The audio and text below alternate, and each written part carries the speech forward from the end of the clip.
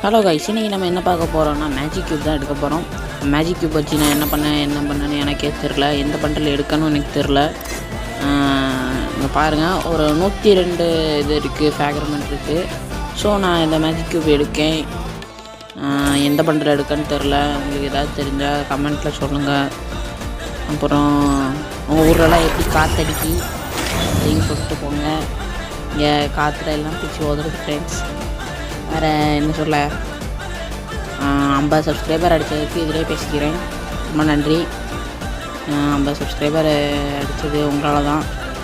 நீங்கள் இல்லைன்னா நான் இல்லை. கூடிய சீக்கிரம் லைவ் போடுறேன். 1K இல்லைனா ஒரு 2K அடித்தோடனே ஃபேஸ் ரிவீல் பண்ண பார்க்க பை ஐஸ். வேறு என்ன சொல்லன்னு தெரியலையே. வீடியோலேருந்து இன்னும் இருக்குது. சரி போட்டு பார்த்துக்கோங்க. Tata, bye by.